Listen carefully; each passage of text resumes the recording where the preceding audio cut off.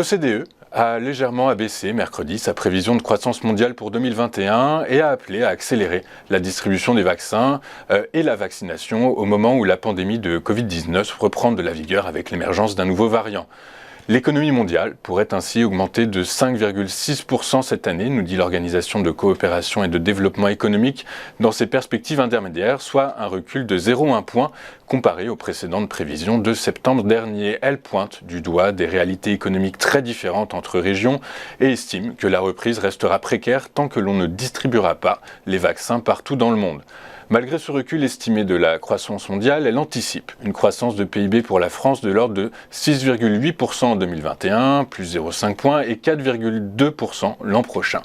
Pour nos voisins italiens, la progression pourrait être respectivement de 6,3% et 4,6% au cours de l'exercice à la fin de l'exercice 2023. L'Allemagne, quant à elle, subit des pénuries de matériaux clés pour son industrie et voit sa prévision reculer de 0,5 points l'an prochain à 4,1%, mais se stabiliser à 2,9% cette année. Les prévisions de l'OCDE ne tiennent toutefois pas compte de l'émergence du variant Omicron, apparu il y a seulement quelques jours, et dont les conséquences sur l'économie mondiale sont encore incertaines. L'institution prévoit par ailleurs qu'une partie des difficultés d'approvisionnement devrait se dissiper dès la fin de l'année. L'OCDE invite enfin les banquiers centraux à dire clairement dans quelle mesure des chiffres d'inflation supérieurs à leur objectif seront tolérés dans le cadre de leur politique sur les taux d'intérêt. Toujours l'inflation, cette fois aux États-Unis, Jérôme Powell a arrêté effectivement de parler d'une inflation transitoire. Le président de la Réserve fédérale a convenu mardi, lors d'une audition au Sénat, qu'il était temps de revoir l'expression. Clairement, le risque d'une inflation persistante a grandi, a reconnu le banquier central. Les prix à la consommation affichent une hausse de 6,2% sur un an, et même si la Réserve fédérale privilégie un autre indicateur, le PCE, le Personal Consumption Expenditures, il suit la même tendance avec un bond de 5% sur 12 mois, 4,1% hors alimentation et énergie. Les facteurs poussant l'inflation à la hausse se maintiendront pendant une bonne partie de l'année prochaine, a précisé Jérôme Powell.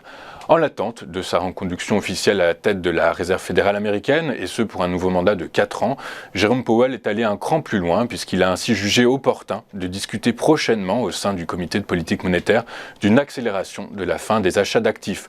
Pour justifier cette accélération du tapering, le président de la Réserve fédérale s'est appuyé sur les fortes créations d'emplois du mois d'octobre.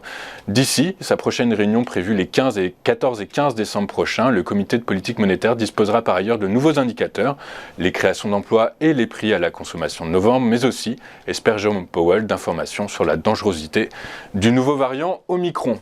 Toujours aux États-Unis, la croissance de l'activité manufacturière a accéléré en novembre dans un contexte de forte demande qui alimente la hausse des prix sur fond de pénurie de matières premières, selon l'enquête mensuelle de l'Institute for Supply Management, ISM, publiée mercredi. L'indice ISM manufacturier est en effet ressorti en hausse à 61,1 en novembre contre 60,8 le mois précédent. Les économistes interrogés par Reuters attendaient en moyenne un chiffre de 61,0. Le sous-indice des nouvelles commandes a augmenté de 1,7 points à 61,5 contre 59,8 en octobre, tout comme celui de l'emploi ressorti à 53,3 après 52 le mois précédent.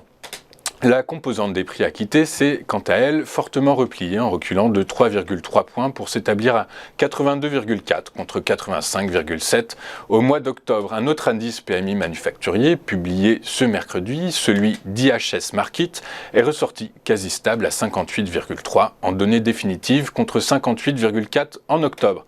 Avant de refermer cette page consacrée à l'actualité, je vous rappelle que l'OPEP doit se réunir aujourd'hui pour décider ou non d'augmenter sa production, alors qu'un cartel de consommateurs, avec en tête les USA et la Chine, ont décidé de puiser dans leurs réserves stratégiques pour tenter de stopper à la hausse les cours. On verra ça un peu plus tard avec Antoine Fraisse-Soulier qui nous fera un point sur le WTI. Avant de poursuivre notre émission, je vous propose un rapide coup d'œil sur ce qui s'est passé hier à la Bourse de Paris, le CAC 40 qui a clôturé en hausse de 2,39% à 6 881 points.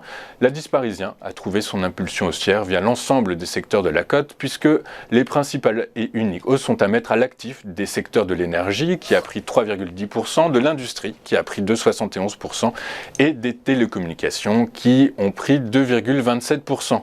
On va marquer une première pause et puis juste après, on vous fera l'ouverture de la séance, une ouverture en direct décryptée par les équipes d'Interactive Trading. A tout de suite sur TV Finance.